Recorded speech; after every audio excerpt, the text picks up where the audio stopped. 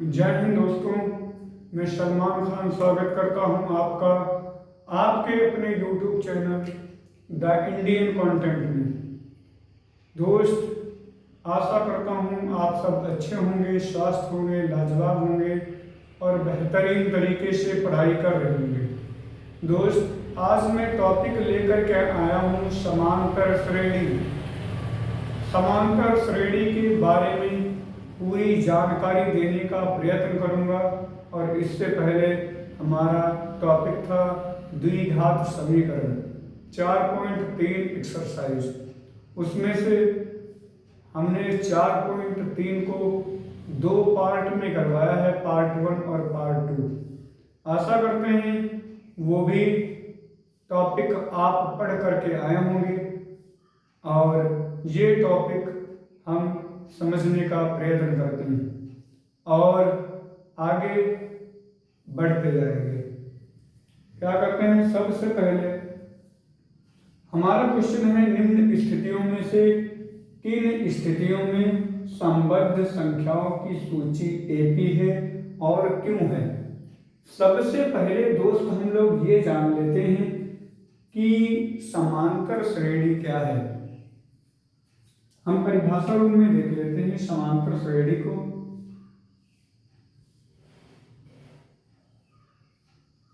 समांतर श्रेणी को हम परिभाषा रूप में देख लेते हैं।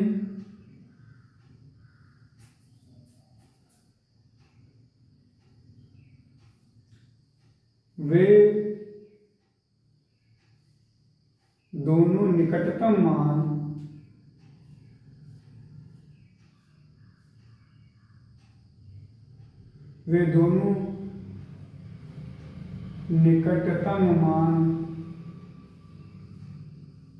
निकटतम मान जिनका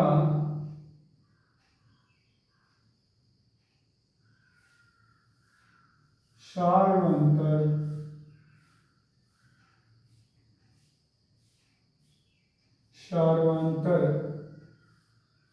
समान हो,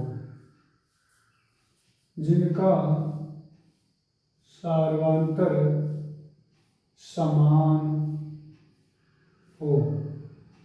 सबसे पहले हम ये देखेंगे कि एक सूत्र होता है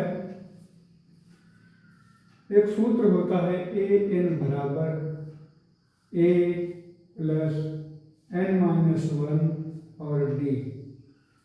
इसमें ए एन जो है वो सभी पदों का मतलब कौन सा पद आप ज्ञात कर रहे हैं। जैसे 20वां पद ज्ञात कर रहे हैं तो ए 20 लिखेंगे।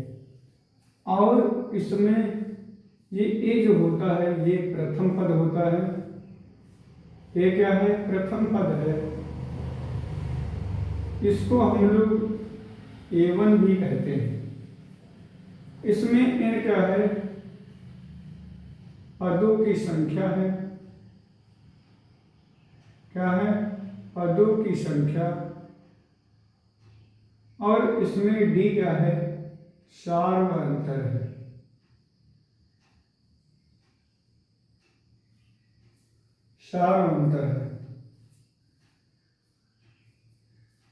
सार्वंतर किसे कहते हैं, ये हम लोग सबसे पहले जान लेते हैं। सार्वंतर क्या है, सार्वंतर क्या है। सबसे पहले वह मान जो श्रेणी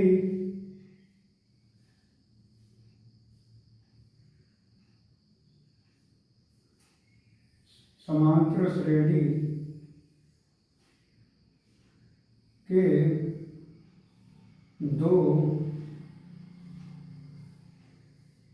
निकटतम मानों का अंतर हो। कैसे, अब हम समझते हैं कि हम एपी ले लेते हैं। कौन सा, एपी। एपी को हिंदी में कहते हैं समांतर श्रेणी। क्या कहते हैं? समांतर श्रेणी कहते हैं। जैसे मान लिए 1 2 3 4 और 5 6 7 8 9 10 11 12, ये क्या होगी? यह एक समांतर श्रेणी होगी। अब ये हम जानेंगे कि समांतर श्रेणी यह है या नहीं है। हमने कहा वे दोनों निकटतम मान जिनका सार व अंतर समान हो। जैसा कि ये दोनों निकटतम मानों का हम अंतर लेते हैं तो कितना बचा? 1 बचा। इन दोनों मानों का अंतर हम लेते हैं तो 1 है। इन दोनों मानों का अंतर लेते हैं तब 1 है। इन दोनों मानों का अंतर लेते हैं तो 1 है। इन दोनों मानों का अंतर लेते हैं तो 1 है। इन दोनों मानों का अंतर लेते हैं तो 1 है। इसका मतलब क्या हुआ? इनका सार्वंतर समान है, मतलब बीच की संख्याएं आपस में बराबर हैं, तो ये क्या होगी? समांतर श्रेणी होगी। बात समझ में आ गई होगी दोस्त। तो हम जो है, और सार्वंतर क्या होता है, यही क्या है, इसको हम लोग इसे डी द्वारा प्रदर्शित करते हैं। क्या करते हैं? प्रदर्शित करते हैं। डी द्वारा प्रदर्शित करते हैं। अब इसे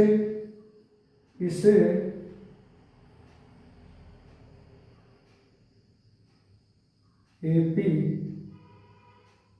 द्वारा प्रदर्शित करते हैं।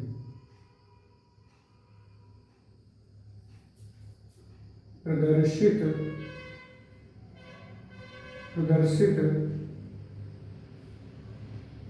करते हैं। इसको हम समांतर श्रेणी को एपी के द्वारा प्रदर्शित करते हैं, जबकि हम सार्वंतर को डी से प्रदर्शित करते हैं। अब हम जो है क्या करेंगे, ये एक एपी दी है। क्या दी है? समांतर श्रेणी। अगर हिंदी में बोले तो समांतर श्रेणी दे रखी है। अब हम इनके बीच का मान निकालें तो बराबर आ गया। क्या आ गया? बराबर आ गया। और जो डी का मान जो है, निकटतम मानों का अंतर निकाला है, ये क्या है? ये D1 है, ये D2 है, ये क्या है? ये D3 है, ये D4 है, और ये क्या है? ये D5 है, ये क्या है? ये D6 है। इस प्रकार से ये सभी समांतर है। क्या है भैया? समांतर है, सॉरी सार्वंतर है।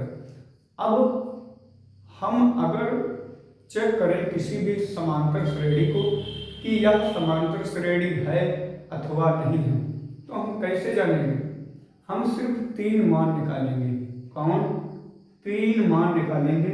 ज़्यादा निकालने की हमें ज़रूरत नहीं है। 3 क्यों निकालेंगे? क्योंकि हमें जो है 3 से ज्ञान हो जाएगा कि यह समांतर श्रेणी है। अगर लोग 2 मान निकालेंगे तो शायद तीसरे में जो है कुछ अलगाव दिया हो या कुछ अंतर अलग सा दिया हो। तो हम D1, D2, D3 ज्ञात करेंगे। कैसे ज्ञात करेंगे? D ज्ञात करने का सूत्र होता है D1 बराबर A2 माइनस A1 और D2 बराबर A3 माइनस A2, और यहाँ पर D3 बराबर होता है A4 माइनस A3। अब यहाँ पर A1 A2 क्या होंगे? ये क्या है? A1 है, ये A2 है, ये A3 है, ये A4 है, और अगला वाला A5 है, ये A6 है। तो हमने क्या किया? D1, ये क्या है? ये D1, और इसको इसमें से A2 से A1 निकाल दिया। D1 बराबर A2 से A1 निकाल दिया तो कितना आ गया? D1 आ गया। और D1 का मान D2 कहाँ से निकाला? A2, इनके बीच का अंतर निकाला है। सॉरी, इनके इनके बीच का अंतर निकाला है, 3 से 2 निकाला। और A4 का सॉरी D3 का अर्थ है कि इसमें से 4 से 3 घटा दिया। मतलब कि अगर हमें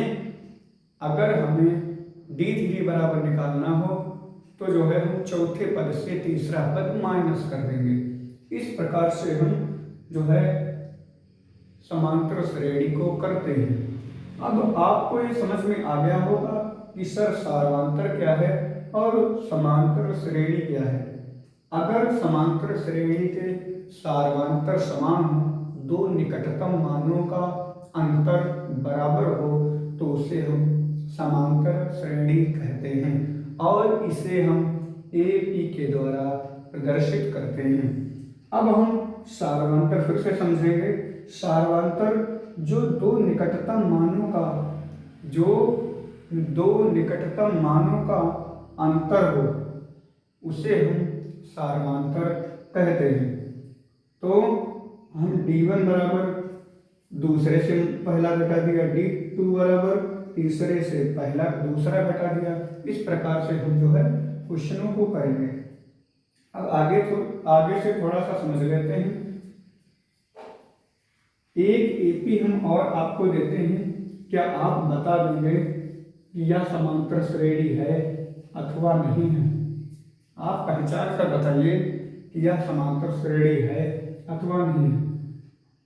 जैसा कि हमने 2, 4, 6, 8, 10, 12, 14 इस प्रकार से हमने समांतर श्रेणी को डाल दिया।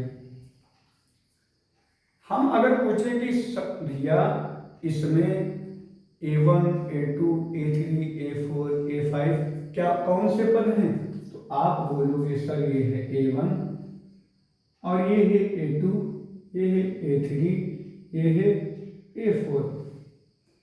अब अगर हम देखेंगे कि यह समांतर श्रेणी है, ये तो ज्ञात करना होगा। सबसे पहले आपको यही ज्ञात करना होगा कि ये समांतर श्रेणी है अथवा नहीं है। और समांतर श्रेणी है, इसका जवाब देने के लिए इसका सारवांतर यानी कि दो निकटतम मानों का अंतर समान होना चाहिए, तो वह समांतर श्रेणी कहलाती है। चलिए हम क्या करते हैं, अब हम D1 बराबर निकालते हैं। तो A2 से A1 निकाल दिया, A2 माइनस A1 निकाल दिया, कितना बचा? 4 माइनस 2 और बराबर का 2। ये D1 निकल के आ गया। अब हम इसी प्रकार से D2 बराबर क्या करेंगे, इससे ये निकाल देंगे, कितना हुआ? A3 माइनस A2 कितना?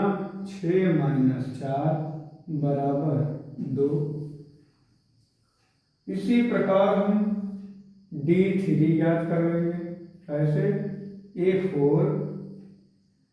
A4 minus A3। अब क्या करेंगे, A4 कितना दे रखा है? 8 और A3 बराबर 6, 2 आ गया। इस प्रकार जो है हम ज्ञात कर सकते हैं। इसका मतलब क्या है, D का मान बराबर है, तो यह समभुज समांतर श्रेणी होगी। चलिए हम आगे बढ़ते हैं और एक बात का ध्यान रखना है कि A1 या A बराबर होते हैं, यानी कि अगर तुमसे A कह रहा है तो उसका मान भी 2 होगा और A1 कह रहा है तो उसका मान भी 2 ही होगा। अब हम इसमें एक चीज और समझ लेते हैं कि इसमें A3 A2 क्यों घटाएं सर? तो मैं कहूंगा बेटा कुछ ना घटाइए, भाई साहब कुछ ना घटाइए। आप ऐसा कीजिए, इसको सब भूल जाइए। हम कह देंगे A2 पहला मान निकालना हो तो 4 से 2 घटा दीजिए, 2 आ गया। 6 से 4 घटा दीजिए, 2 आ गया। 8 से 6 घटा दीजिए, 2 बचा। 10 से 8 घटा दीजिए, 2 बचा। 12 से 10 निकाल दीजिए, 2 बचा। 14 से 12 निकाल दीजिए, 2 बचा। अब आप कहेंगे D1 बराबर ये, D2 बराबर ये, D3 बराबर ये, D4 बराबर ये आ गया, और D5 बराबर क्या आ गया, और D6 बराबर क्या आ गया, ये आ गया। तो सार्वंतर निकालने का जो है सहज और सबसे सरल तरीका, इससे अच्छा और कोई नहीं हो सकता। चलिए हम दोस्त आगे बढ़ते हैं और क्वेश्चनों की तरफ अपना रुख करते हैं। ये आपको बहुत ही अच्छी तरीके से समझ में आया होगा, और एक सूत्र का आप लोग निर्णय कर लेंगे और ये बताएंगे। जैसे कि हमने एक सूत्र बताया, an बराबर a प्लस n-1, और ये हो गया d, ये हो गया d। अब सबसे पहले दोस्त, अगर हमें दूसरा पद ज्ञात करना हो तो a2 बराबर रखेंगे, n की जगह पर 2, और a प्लस n की जगह पर कितना रखें, 2 और 1 आगे d। a2 बराबर क्या आ गया, a प्लस 2d। इस बात को ध्यान रखेंगे, इसमें हमने दूसरा पद ज्ञात किया है, दूसरा पद ज्ञात किया है। अब हम तीसरा पद ज्ञात कर रहे हैं, तो सूत्र क्या होगा, a की जगह पर हम a रखेंगे, an बराबर पहले सूत्र लिख लेते हैं, n-1 और d। अब हम क्या करते हैं, a3 बराबर तीसरा पद ज्ञात करना है, तीसरा पद ज्ञात करना है, तो हम क्या करेंगे, a3 बराबर a की जगह पर a रखेंगे और प्लस n की जगह पर 3-1, और ये हो गया d। दोस्त ये देखो हमने गलती कर दी, ये हो गया 1d। तो 2 से 1 गया, कितना बचा 1, तो उसको हम लिखेंगे ही। आगे क्या करते हैं, a प्लस 3 से 1 गया तो 2 बचा, आगे d बचा। इस प्रकार से आप बहुत ही सरलता से अगला मान ज्ञात कर सकते हैं, और यह समझना बहुत ही आसान है, क्योंकि अगर हम पहले पद में उसका सार्वंतर जोड़ दें तो अगला प्राप्त हो जाएगा। क्योंकि अगर a2 बराबर हम कर रहे हैं, अगर हम a2 बराबर कर रहे हैं, तो आप जो है उसमें d ज्ञात कर लेंगे और जोड़ देंगे। जैसे हमें प्रथम पद ज्ञात करना है, तो हम उसमें सार्वंतर जोड़ दें तो दूसरा पद हो जाएगा, और अगर दूसरे पद में फिर d जोड़ दें तो वो क्या हो जाएगा, तीसरा पद प्राप्त हो जाएगा, मतलब a3 बराबर। और अगर a4 बराबर हम ज्ञात करें तो a3 जो ज्ञात किया था उसमें सार्वंतर फिर जोड़ दें तो क्या हो जाएगा, तो अगला पद प्राप्त हो जाएगा। अब इस प्रकार ये सूत्र के बारे में मैं समझाना चाहता हूँ कि अगर तुम्हें a3 ज्ञात करना हो तो a में 2d जोड़ दो, मतलब एक कम पद जोड़ दो। 3 से छोटा कौन सा पद होता है, 2, तो 2d जोड़ दिया। इसी प्रकार अगर हमें a4 ज्ञात करना है तो a में हम कौन सा जोड़ देंगे, 4 से नीचा वाला पद 3 वाला, तो 3d हो गया। अगर हम a5 बराबर ज्ञात करते हैं तो a में कौन सा पद जोड़ दें, a5 से पहले वाला 4, और ये कैसे निकल के आएगा, जैसा कि हम इस सूत्र में रखते हैं, हमें ज्ञात करना है चौथा पद, तो a प्लस n की जगह पर 4 रखा, -1, आगे कितना d, a प्लस 3 और आगे आ गया d बराबर a प्लस 3d। ये आपका पद ज्ञात हो गया, a4 वाला देख लीजिए बिल्कुल समान। इस प्रकार अगर हमें a10 या 10वां पद ज्ञात करना है तो a10 बराबर लिखेंगे a प्लस 9d।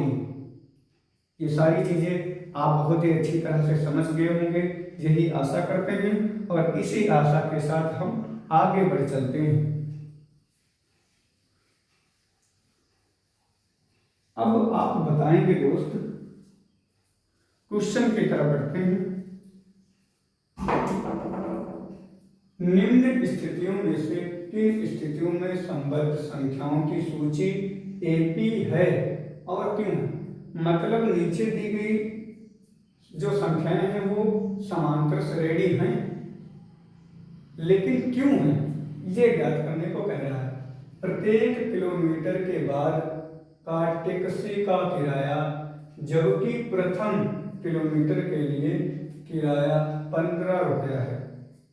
अब आप लिख लीजिए कि यहाँ से एक ऐसे तीर बना लीजिए। आप लिखेंगे यहाँ पर एक, ये जो है 0 किलोमीटर या बिंदु है, यहाँ पर 1 किलोमीटर हो गया, आगे यहाँ पर 2 किलोमीटर हो गया, यहाँ पर 3 किलोमीटर हो गया और यहाँ पर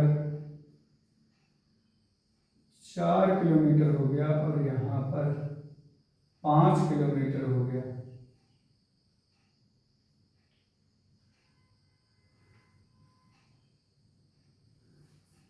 ये बात सभी को ध्यान रखनी है। और हमारा प्रथम पद एपी का प्रथम पद कितना दे रखा है? 15 रुपए दे रखा है। अब हम देखेंगे दोस्त, यहां से यहां तक चल करके आता है एक व्यक्ति है, 1 किलोमीटर चलता है तो उसे 15 रुपया देना पड़ता है। कितना रुपया? 15 रुपया। कितना? 15 रुपया देना पड़ता है। देख लीजिए, प्रत्येक किलोमीटर के बाद का टैक्सी का किराया, मतलब अगले किलोमीटर के बाद टैक्सी का किराया, जबकि प्रथम किलोमीटर के लिए किराया 15 रुपया है। एक व्यक्ति कहीं जा रहा है और 1 किलोमीटर का किराया कितना है? 15 रुपया है। अब आगे देखते हैं।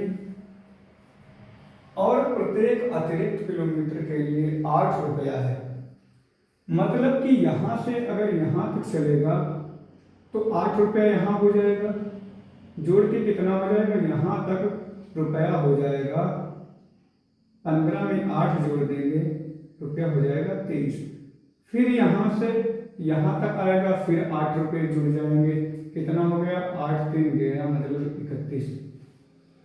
फिर यहाँ से यहाँ तक फिर आएगा, यहाँ से यहाँ तक फिर आएगा, तो क्या हो जाएगा? फिर 8 जुड़ जाएगा। मतलब हर एक आगे वाले किलोमीटर पर 8 रुपये किराया और बढ़ जाता है, मतलब और देना पड़ता है। तो यहाँ पर कितना हो जाएगा? यहाँ पर 39 हो जाएगा। कितना हो जाएगा? कितना हो जाएगा?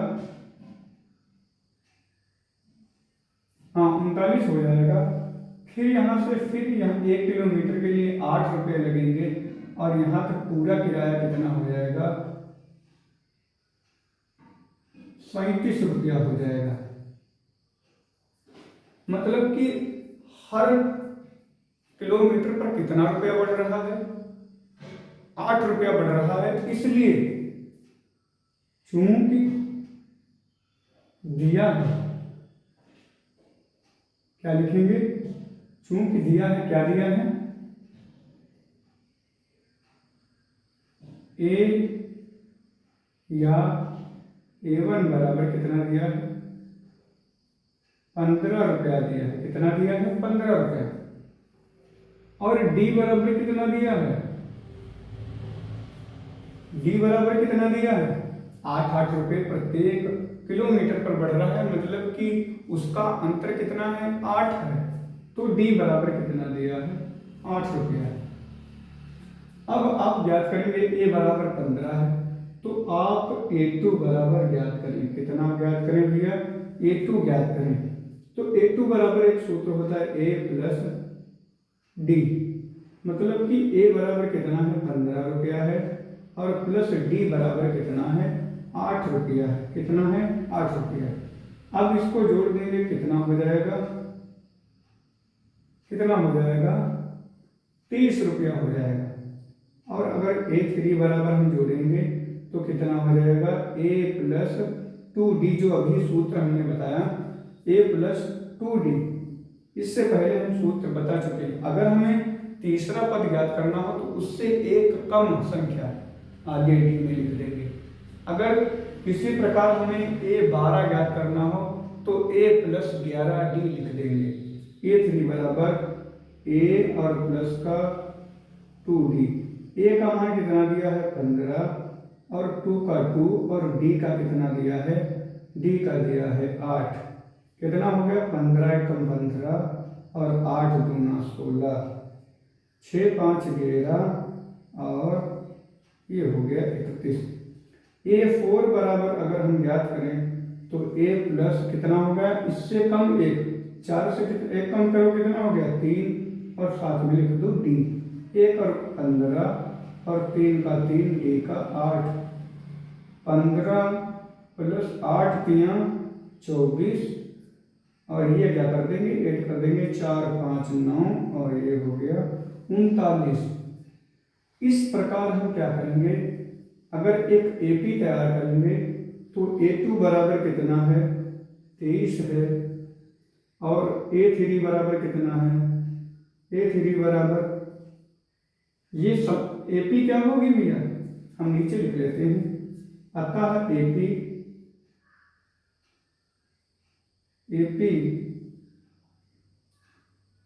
बराबर क्या होगा A1 A2 A3 और A4 और A5 इस प्रकार से। और A1 हमें क्या दे रखा है, A1 दे रखा है 15 और A2 बराबर कितना दे रखा है 23 और A3 बराबर कितना दे रखा है 31 और A4 बराबर कितना दे रखा है 39। इनका जो है D समान है और एक हमने समांतर श्रेणी तैयार कर दी है जो आप देख सकते हैं और इसमें भी देख सकते हैं कि हर प्रत्येक किलोमीटर पर D जो है 8 8 8 8 बढ़ रहा है। इस प्रकार जो है, इस प्रकार यह क्या है समांतर श्रेणी है। अतः AP बराबर इतना। और उससे पहले लिख लेंगे, चूंकि ये पहले लिखेंगे फिर ये ज्ञात करेंगे और उसके बाद में लिखेंगे चूंकि इस समांतर श्रेणी का सार्वंतर बराबर है, सार्वंतर समान है, इसलिए यह समांतर श्रेणी है। समांतर श्रेणी है और समांतर श्रेणी कौन सी होगी, ये होगी। इस प्रकार आप क्वेश्चन को बहुत ही आसानी से कर सकते हैं। दोस्त, अगर आप वीडियो में बाद में आएंगे तो ये आपका क्वेश्चन समझ में नहीं आएगा। इससे पहले जो हमने पढ़ाया है वही आप ध्यान से पढ़िए, आपको आगे का बहुत ही आसानी से समझ में आ जाएगा। चलिए हम दूसरा क्वेश्चन करते हैं। तो क्या लिखेंगे इसमें, अतः यह समांतर श्रेणी है क्योंकि इसका सार्वंतर समान है। अब हम दूसरे क्वेश्चन पर आते हैं। प्रत्येक किलोमीटर की खुदाई के बाद एक कुआं खोदने में आई लागत, जबकि प्रथम मीटर की खुदाई की लागत 150 रुपया है। एक कुआं है दोस्त,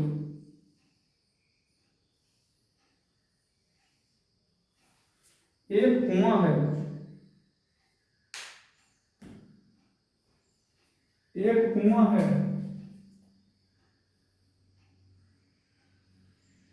उसको एक खोदा जाता है।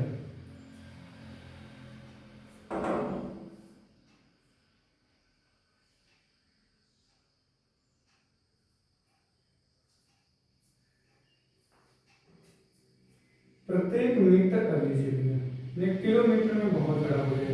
प्रत्येक मीटर की खुदाई के बाद एक कुआं खोदने में आई लागत, जबकि प्रथम मीटर की खुदाई की लागत 150 रुपया। यहां पर से यहां तक हो गया, ये 1 मीटर हो गया। यहां से यहां तक 2 मीटर हो गया। यहां से यहां तक 3 मीटर हो गया। यहां से यहां तक 4 मीटर हो गया और यहां से यहां तक 5 मीटर हो गया। अब जो है इतना का रुपया बना हमारा 1 मीटर का 150 रुपया। अतः हमें क्या दे रखा है, एपी अगर हम ज्ञात करें, एपी अगर हम ज्ञात करें तो पहला पद क्या हो जाएगा, 150 रुपया हो जाएगा, 150 रुपया हो जाएगा। अब हम प्रत्येक मीटर की खुदाई के बाद एक कुआं खोदने में आई लागत, प्रथम मीटर की खुदाई की लागत 150 रुपया और बाद में प्रत्येक मीटर की खुदाई की लागत 50 रुपया बढ़ती है। जब अगला जो है दूसरा मीटर खोदता है तो 50 रुपया बढ़ जाती है, मतलब यहाँ तक कितना है 150। और फिर अगर यहाँ से 2 मीटर तक आता है तो 50 रुपया और बढ़ जाती है, कितना हुआ 200 रुपये। फिर यहाँ से यहाँ तक जब खोदते हुए आता है तो 200 में 50 रुपया और खुदाई बढ़ जाती है, कितना हो गया 250। अब यहाँ से यहाँ तक खोदते हुए आता है तो 250 में 50 रुपया और बढ़ जाते हैं, तो कितना हो गया 300। फिर यहाँ से यहाँ तक आता है तो इसकी खुदाई 300 से प्लस 50 और बढ़ जाती है, तो कितना हो गया 350।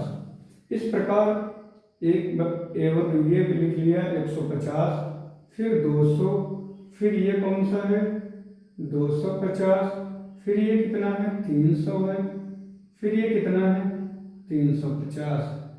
फिर आगे जितना ही खोदता जाएगा उसकी जो है रुपया हर मीटर पर 50 रुपया बढ़ता जाएगा। चलिए हम आगे का क्वेश्चन करते हैं।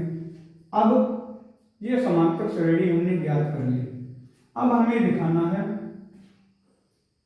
कि निम्न स्थितियों में से किन स्थितियों में संबंध संख्याओं की सूची एपी है और या नहीं। अब हम क्या करेंगे, चूंकि हमें दिया है, क्या दिया है, ए बराबर दिया है 150 दिया, और हम D1 बराबर ज्ञात कर लेते हैं। D1 बराबर ये है A1, ये A2, ये A3, ये क्या है A4, ये क्या है A5। D1 बराबर अगर हम ज्ञात करते हैं तो A2 माइनस A1 कितना हो गया 200 माइनस 150, कितना बचा 50 बचा। और या वैसे भी इसे हम पहले ज्ञात कर सकते थे, या पहला वाला क्वेश्चन भी इसी प्रकार ज्ञात कर लेना, या दूसरा वाला क्वेश्चन पहले के अनुसार ज्ञात कर लेना। अब अगर D2 ज्ञात करें तो क्या होता है सूत्र, A3 बराबर A2। A3 कितना दिया है 250 दिया है और माइनस 200, ये कितना हो जाएगा 50 रुपया हो जाएगा। अगर D3 ज्ञात करें तो आपका होगा 300, यानी कि A4 माइनस A3। A4 कितना है 300, A3 कितना है 250, ये आ जाएगा 50 रुपया। लिखेंगे चूंकि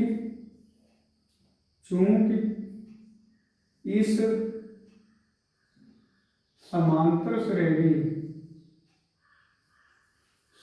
श्रेणी का सार्वंतर समान है, समान है, इसलिए यह समांतर श्रेणी होगी, समांतर श्रेणी होगी। एक मिनट दोस्त,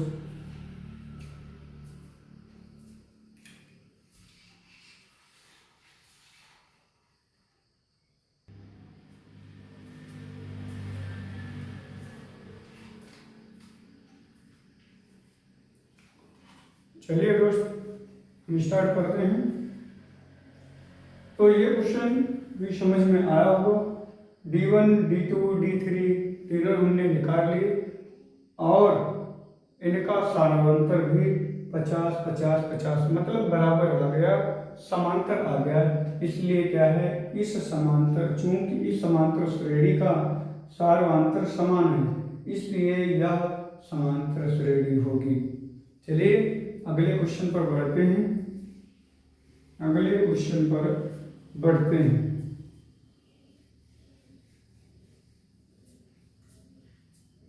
अगला क्वेश्चन हमारा है कि किसी बेलन में उपस्थित हवा की मात्रा जबकि वायु निकालने वाला पंप प्रत्येक बार बेलन की शेष हवा का 1/4 भाग बाहर निकाल देता है। एक बेलन है,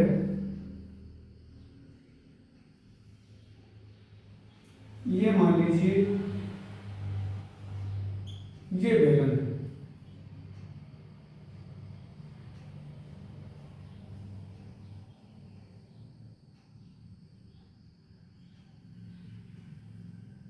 ये क्या हो गया,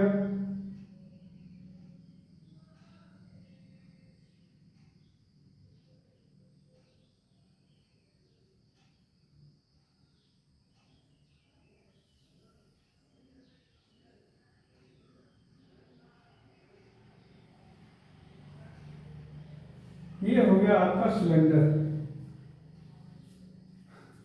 किसी बेलन में उपस्थित हवा की मात्रा जबकि वायु निकालने वाला पंप प्रत्येक बार में बेलन की शेष हवा का 1/4 हवा जो है निकाल देता है।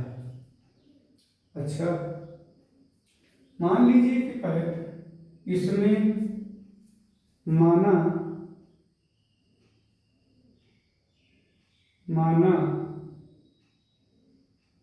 हवा की मात्रा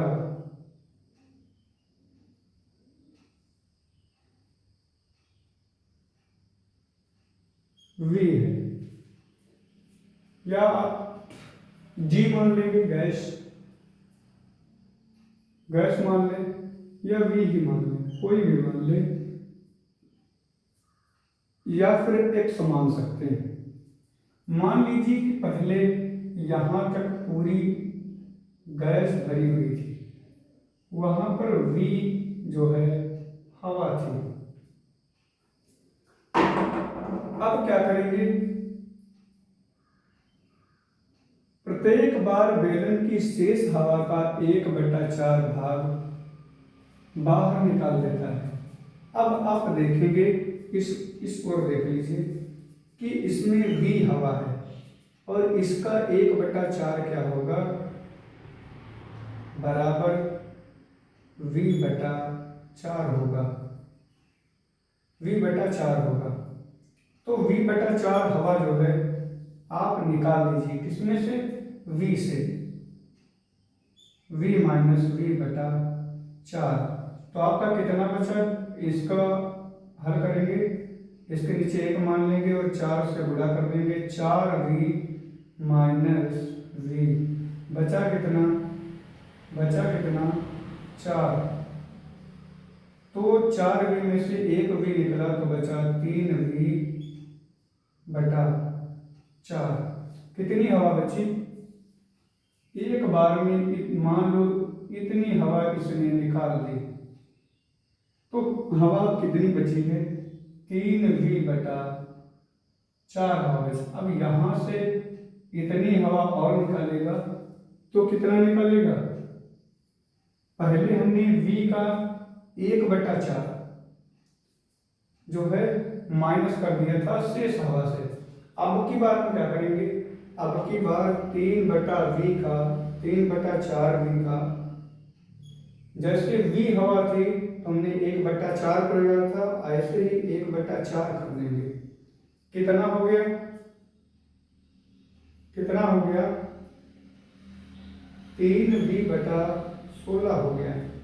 अब हमने क्या किया था? v से मतलब जितनी हवा थी, कितनी हवा है? 3v 3v हवा है, 3v हवा है और 3v/4। अब निकालेंगे कितनी? 3v/4 की 1/4, मतलब कि 3v,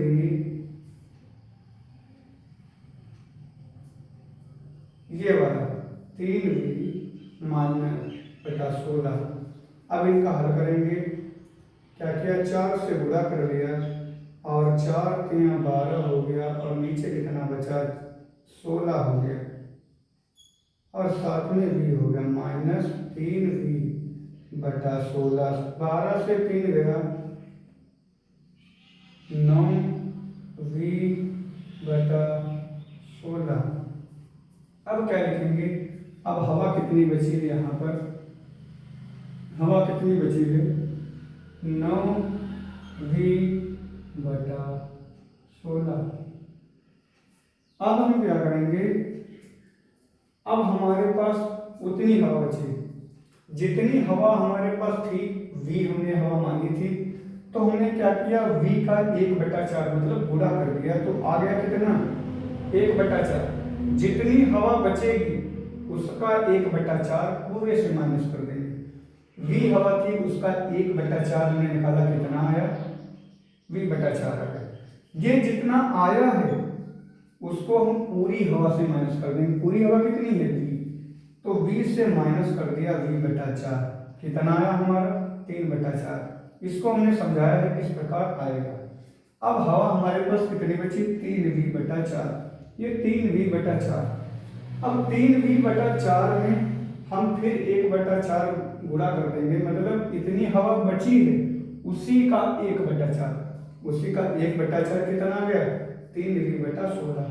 अब 3v/16 में को हम जितनी हवा थी हमारे पास, कितनी थी? 3v/4, उसी को माइनस कर दिया तो कितना आ गया? 9v/16। अब हमारे पास इतनी हवा अब बची। अब हम क्या करेंगे? अब की बात बहुत ध्यान से समझना। इस समय जितनी हवा है, इस समय जितनी हवा है कितनी है? 9v/16 का 1/4 से गुणा कर देंगे, 1/4 से गुणा कर देंगे और उसमें से घटा देंगे। कितनी हवा पर्याप्त थी? इतनी। गुणा कर देंगे, कितना आया? 9 एकम 9 और v आ गया नीचे कितना? 16 चक्कू 64 आ गया। अब 9v/16 का 1/4 किया तो कितना आ गया?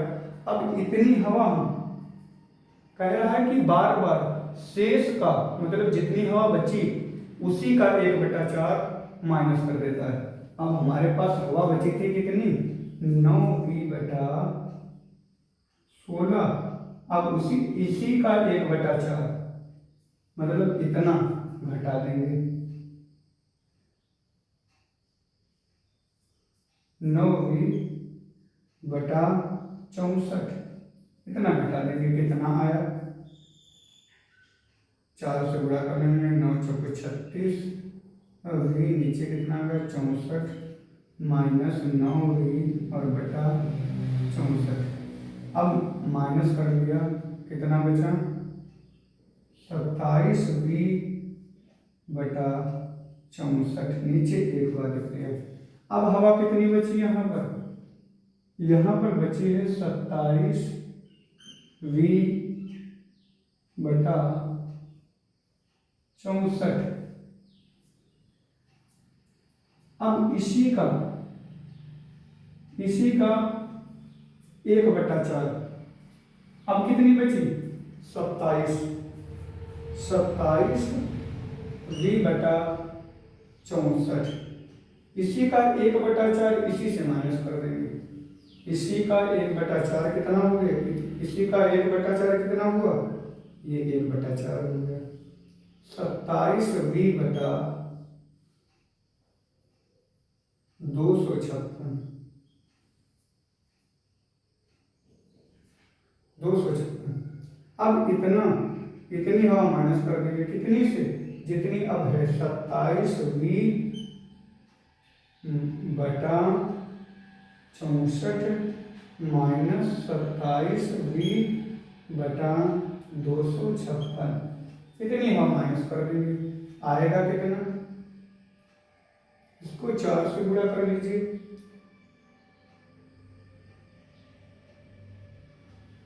7 चौक 28, 4 दूना 8, 2 10।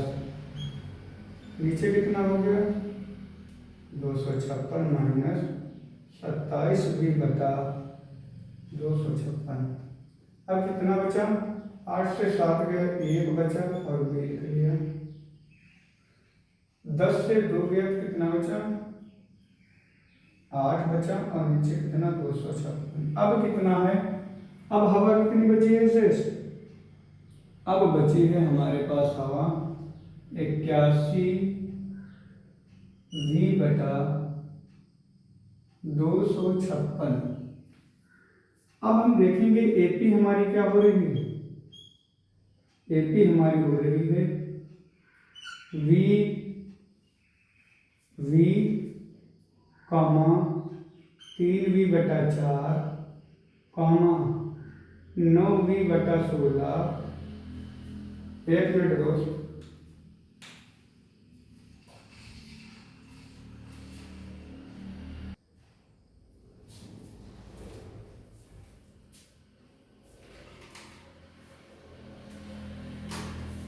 चलिए दोस्त इस क्वेश्चन को करते हैं।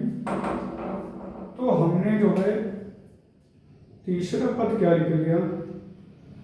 9v बटा 16 और चौथा पद क्या लिख लिया? 27v बटा 64। अगला लिख लिया 81v और बटा 256। अब आप d1 ज्ञात करेंगे। d1 आप ज्ञात करेंगे तो कितना आएगा?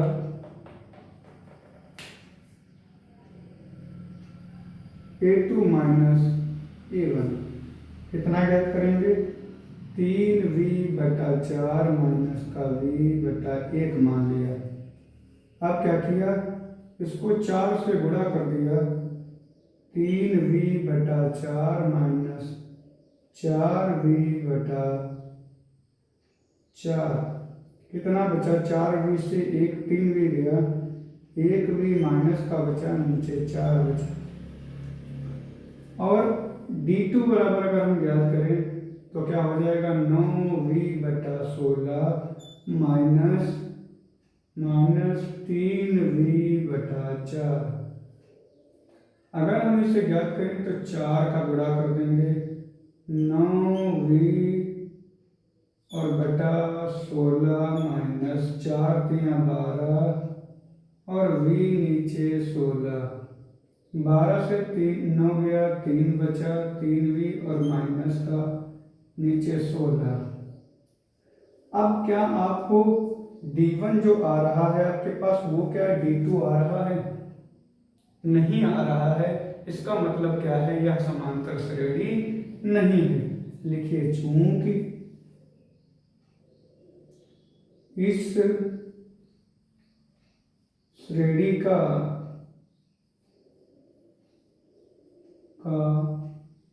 सार्वंतर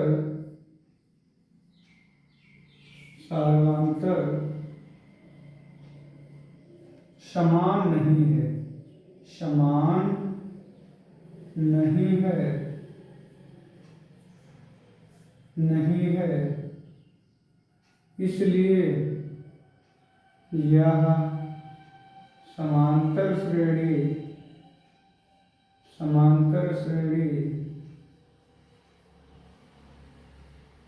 क्या है? नहीं है। क्या है? नहीं है।